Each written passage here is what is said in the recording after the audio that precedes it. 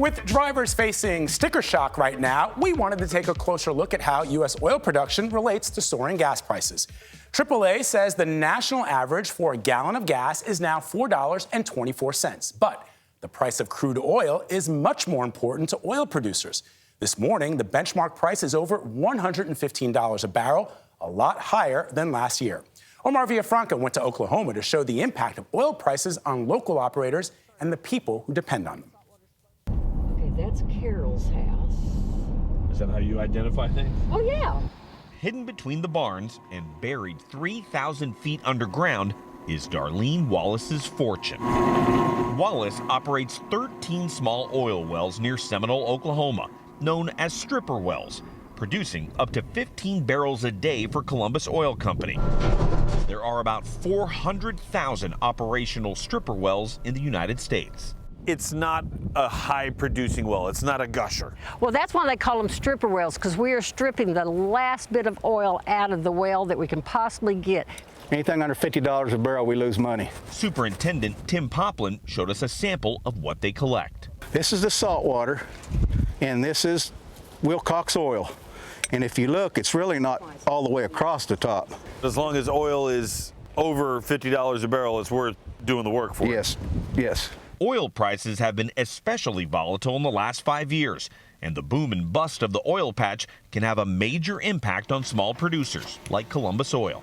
All of our wells shut down when it went to a minus number in April. And we shut everything down because you can't pay someone to come pick up your oil. You had to shut down for 2 months? Yeah. What was that like? It was like not getting a paycheck. Now, that number has reached about $115 a barrel. A pain at the pump for the consumer, but a boom for her small business. This is my rainy day fund, so I'm going to bank money and wait for that crash to come, because it will come. This business is very cyclic. Even though it's maybe 10 to 15 barrels a day, do you think you guys can help the American economy when it comes to oil and the oil supply? Well, we produce 10% of the American oil. That's what that's what stripper wells do. It takes mobilization of... Ed Hers, an energy fellow at the University of Houston, says even though oil is in a boom, it's not easy to just turn on the pumps. It can take months to get them online, and the workforce, while rebounding, has taken a beating. In the last 10 years, the sector has lost more than 50,000 employees. So when people are saying, you know, we have enough domestic supply to bring out of the ground and alleviate the pain at the pump, is that true? Oh, that's absolutely true. It just requires capital. Our wells are not the most productive in the world. Our wells are the most expensive oil wells in the world to drill because we don't get the huge output that, say, a Saudi well does.